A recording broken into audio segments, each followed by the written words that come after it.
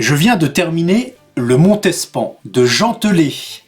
Alors si vous avez envie de vous marrer en suivant les aventures d'un loser magnifique, de visiter les dessous au sens propre comme au sens figuré, de la cour du roi Louis XIV, de vous immerger dans l'ambiance du XVIIe siècle à Paris, en province, mais même à l'étranger, et de vous sentir un peu émoustillé en lisant les descriptions débats sexuels plus visuels les uns que les autres, eh bien ce bouquin est fait pour vous.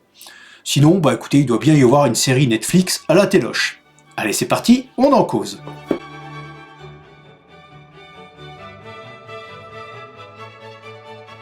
En lisant un bouquin de Jean Telet, je sais que je vais passer un bon moment. C'est mon 10e roman tout pile de cet auteur et à chaque fois, eh bien, il propose une vision décalée, souvent humoristique, toujours assez écrite, d'événements historiques, de personnages ou même une revisite de contes et légendes. J'ai certes préféré certains de ses livres à d'autres. Par exemple, Le Magasin des Suicidés, Fleurs de tonnerre et Mangez-le si vous voulez sont plutôt sur le haut de ma liste. Et pour mettre un peu de contexte, je ne suis pas vraiment fan des romans historiques.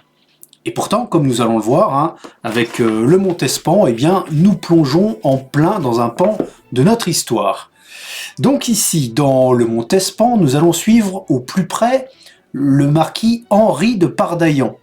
Il est marquis de Montespan, donc. On va le suivre depuis un événement fondateur dans sa vie, un duel, qui va le mener à rencontrer sa femme, jusqu'à la fin de sa vie. Donc le marquis de Montespan, c'est un personnage qu'on n'a pas forcément l'habitude de voir, c'est un loser, un perdant magnifique, un anti-héros iconique de ceux qui font systématiquement le mauvais choix. Le choix du cœur plutôt que celui de la raison, celui que tous attendent de lui.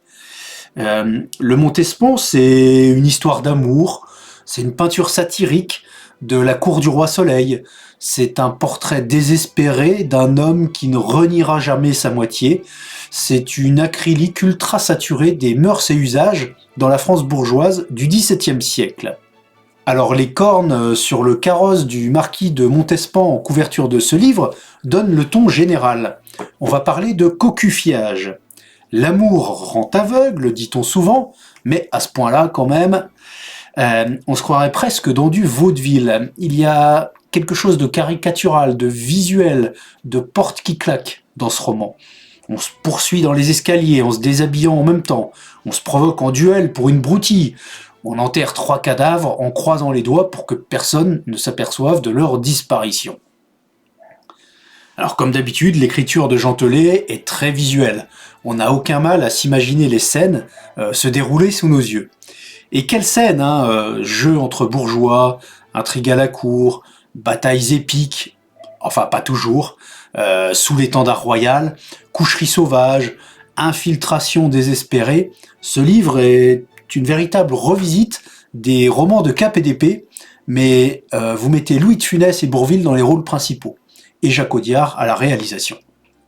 Alors certes, j'imagine que les historiens pur souche vont tiquer plus d'une fois à la proposition de Jean Telet, mais ceux qui ne sont pas regardants sur les faits, rien que les faits, eh bien se laisseront porter par cette histoire rocambolesque qui leur fera ressentir tour à tour de l'amusement, de la moquerie, de la colère, de la pitié sans doute, peut-être même de la honte par moments. Et qui vous fera aussi peut-être un peu mieux imaginer à quoi pouvait ressembler la vie à cette époque, une époque qu'on ne regrette pas vraiment, moi en tout cas pas du tout. Bien sûr, je vous conseille cette lecture, ce portrait décalé d'un homme éperdument amoureux qui est prêt à se rebeller contre tout et contre tous pour se raccrocher à ses idéaux, mais voilà, aussi ce portrait d'une époque, sans doute un poil satirique, un bon poil bien épais, mais proche malgré tout d'une réalité qui, sous certains aspects, n'est peut-être pas si éloignée de la nôtre, non ? Allez, bonne lecture!